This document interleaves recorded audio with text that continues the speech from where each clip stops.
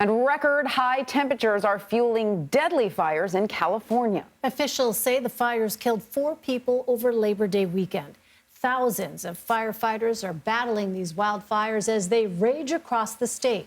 Residents are being told to limit electricity use as California experiences its worst heat wave in years.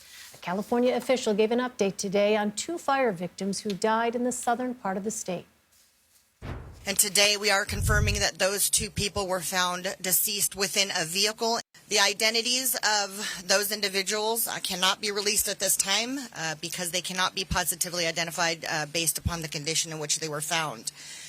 And 2 victims were reportedly killed in Northern California's Mill Fire. Really devastating news. So joining us now for more on this is Jon Heggie. He is a battalion chief for Cal Fire.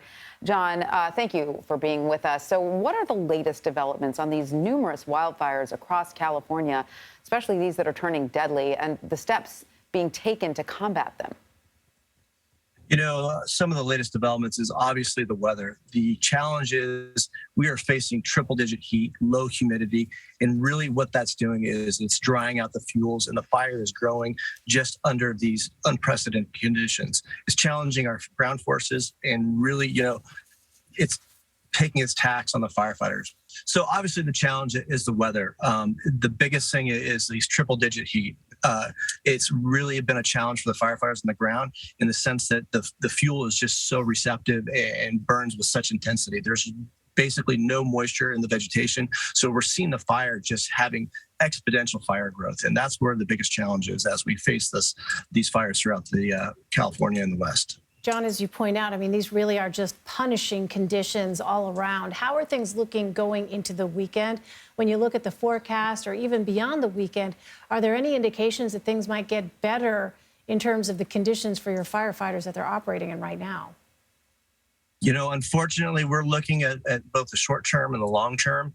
In the long term, we're looking for a little bit of relief, but unfortunately, in the short term, we're looking at a potential for Santa Ana winds coming in on Friday, which is really going to hamper our firefighting efforts in the sense that that wind is going to basically change the direction of the fire. So what was once the head of the fire now is going to become the heel, and what was the heel is going to be now the head of the fire. So that is a big challenge. We're prepared for it, but obviously under Santa Ana conditions, firefighting gets much more intense. And, you know, John, this has been such a marathon for your teams that are out there. There really hasn't been much of a break. No. I mean, it's just been relentless when we've looked at the course of these wildfires over the past year.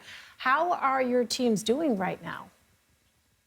You know, we're doing well. It seems like we keep saying to ourselves, it's another bad fire season or another bad summer, but we're used to it at this point, you know, unfortunately.